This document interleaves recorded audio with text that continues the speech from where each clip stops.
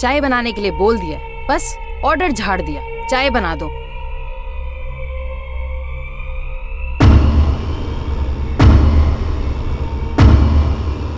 कहाँ चला गया है ये?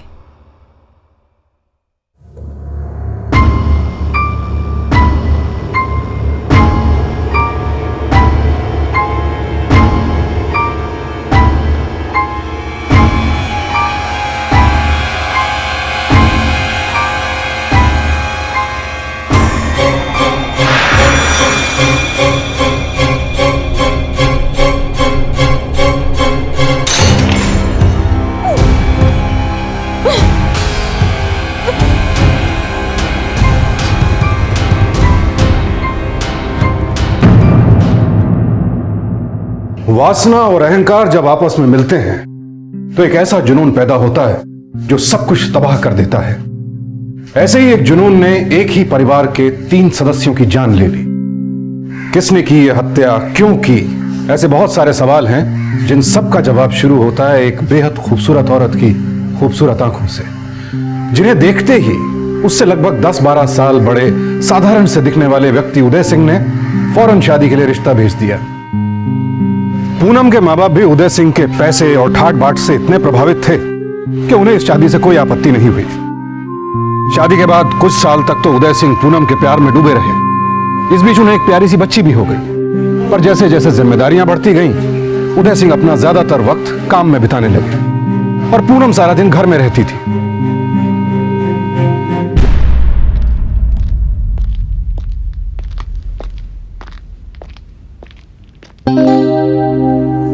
छोड़िए हमें, क्या कर रहे हैं आप? जाइए जाके अपना काम करिए, ना मर्द कहीं के।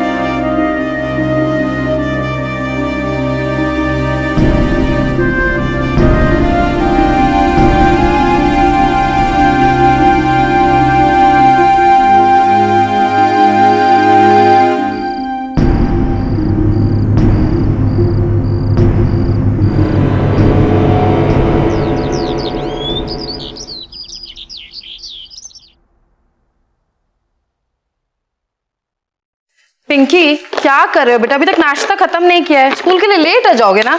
चलो। मम्मी पापा मैं छोड़ने आएंगे। पापा तुम्हें स्कूल छोड़ने आएंगे? बढ़िया ही पापा छोड़ने आएंगे। चलो जल्दी से छोड़ो सब कुछ, चलो स्कूल पैक पहनो। वैसे ही लेट हो गया, पापा जाएंगे छोड़ने। बाय, संभल के जाना। बाय।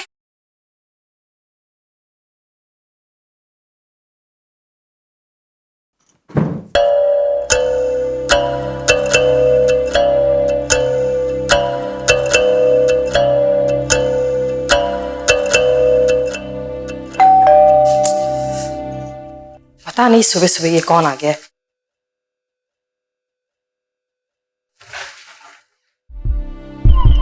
जी आप कौन?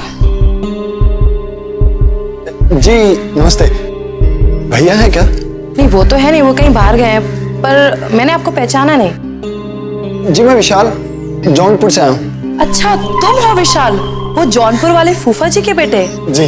अरे बाहर क्यों खड़े हो? आओ आओ अंदर आओ। जी।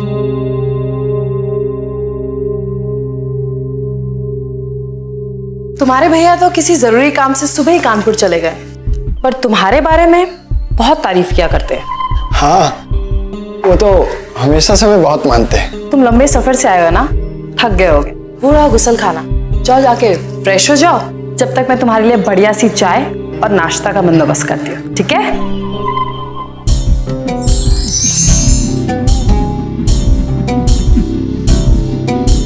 हम उठा लेंगे। ठीक, जाओ।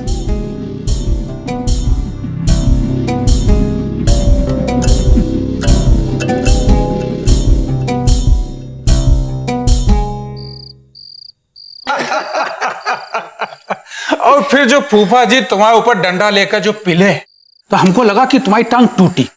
वो तो अच्छा हो कि बुआ जी आ गई तो तुम बच गए बेटा, नहीं तो आज तक लंगड़ा के चल रहे होते। सच कह रहे हैं भैया जी, वो तो भगवान की दया थी कि बच गए उस दिन, वरना बच्चों के साथ लंगड़ी खेल के टाइम पास कर रहे होते।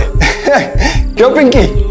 वैसे देवर जी आप भी कम मजाकिया नहीं हो। हाँ, अरे ये तो कुछ भी नहीं है भाभी जी, ऐसे ऐसे किस्से सुनाएंगे ना कि आपका पेट दुखने लगेगा और आप कहेंगे बस करो भैया जी, अब और नहीं हंसा जाता।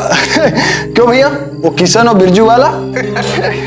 विशाल देखो, कहा है कि आजकल हार्डवेयर के धंधे में बड़ी मंदी चल रही है। अब जब तुम आ ही गए हो तो सामने में हमारा हाथ बटाओ, कुछ हमको मदद मिल जाएगी और हम कोर्ट के मामले में ज्यादा ध्यान दे पाएंगे। क्यों, ठीक है ना? आप फिक्र मत कीजिए भैया जी, हम दुकान संभाल लेंगे।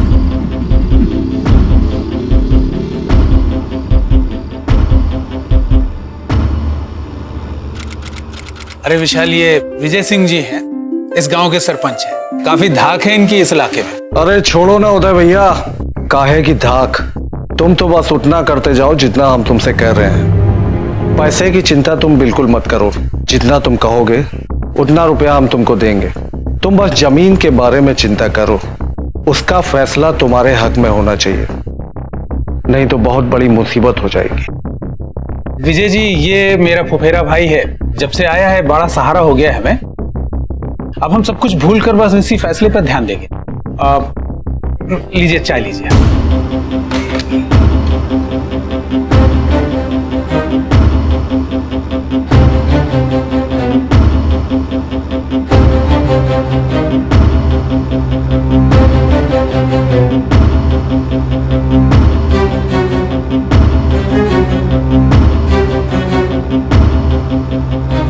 विजय जी, जैसे ही कोर्ट का फैसला आएगा हम आपका पैसा तुरंत वापस कर देंगे। हाँ भाई, रुपया कहाँ भागा जा रहा है, बस संबंध बने रहने चाहिए।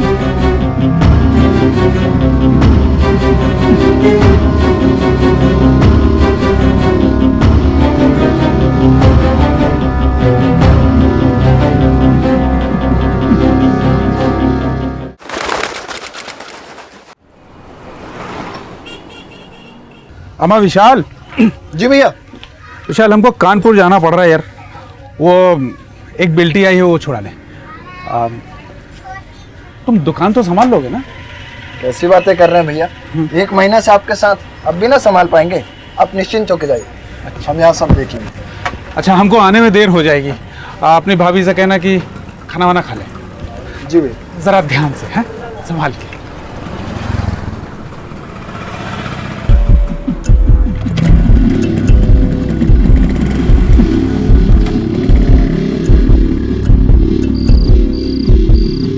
पिंकी बेटा, देखो चाचा क्या लेके आए हैं, बड़ी वाली चॉकलेट। थैंक यू चाचा। जाओ आओ।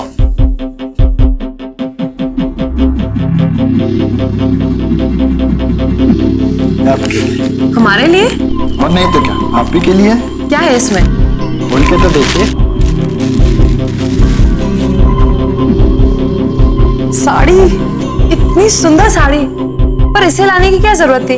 आपको साड़ी की जरूरत ना हो, मगर इस साड़ी को आपकी बहुत जरूरत है। सच कह रहे हैं, आपके गोरे बदन पे बहुत जचेगी।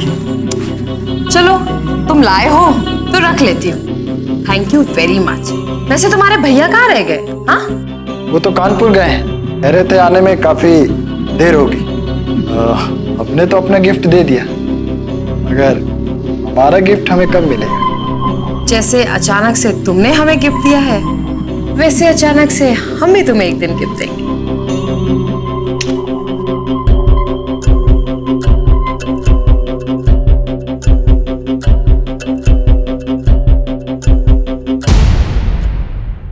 Mummy mummy. पिंकी, डरो मत, मैं कैंडल लेके आता हूं।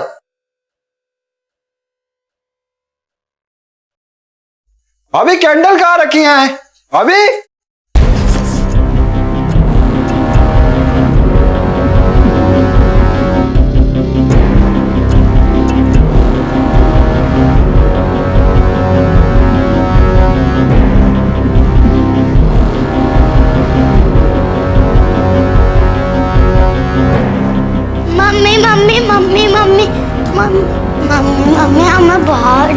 लगता है। मेरे बच्चों को डर लगता है, चलो हम सुलाते हैं आपको।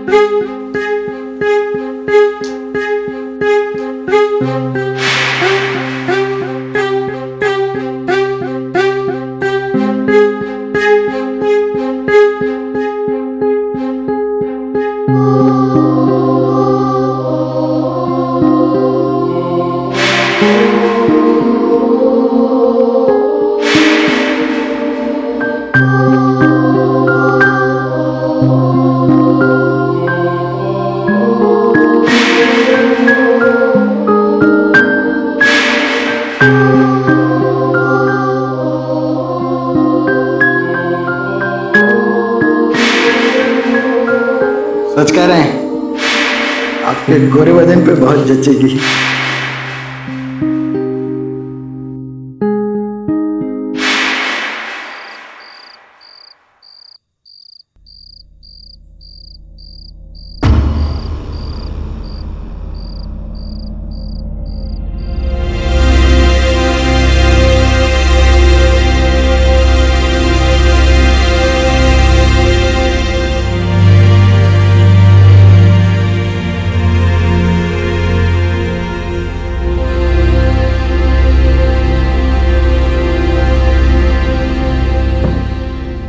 कैसे लग रहे हैं हम आपकी दी हुई साड़ी में? साड़ी से ज्यादा खूबसूरत तो आप लग रही हैं। अच्छा, आपने बताया नहीं हमारा गिफ्ट कब दे रही हैं?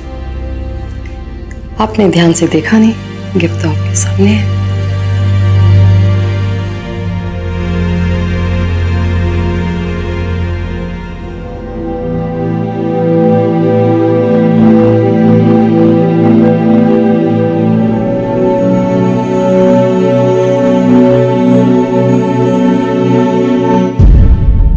उदय सिंह पूनम की भावनाओं को ना समझकर अपनी कमजोरी का इलाज कराने के बजाय अपने काम में उलझा रहता था, और इसी वजह से पूनम अब अपनी मर्यादा तोड़ चुकी थी। लेकिन उसे यह नहीं पता था कि वो विशाल के साथ जिस रास्ते पर चल निकली है वो सिर्फ बर्बादी की तरफ ले जाता है। पूनम और विशाल के बीच ये नाजायज संबंध कई महीनों तक बेरोक टोक चलते रहे, लेकिन हर चीज का एक अंत होता है। और उस दिन जब उदय सिंह को अचानक कानपुर से वापस लौटना पड़ा तो उन्होंने वो देखा जिसकी उन्हें कभी उम्मीद भी नहीं थी। विशाल, तुम अंदाजा भी नहीं लगा सकते कि आज तुमने मुझे कितनी बड़ी खुशी दी है। वो सब तो ठीक है पूनम, लेकिन अगर भैया को पता चला तो? उफो, किसका नाम ले लिया तुमने? बस इस पल को जियो जहां सिर्फ तुम हो और मैं, और कोई नहीं।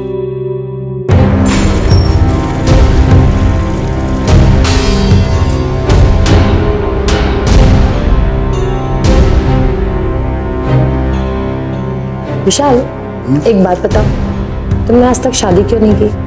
अब ये मत बोलना कि तुम्हें कोई मिली नहीं। मिली तो बहुत सारे, लेकिन सच कहूं तुम्हारे जैसे कोई नहीं। अच्छा,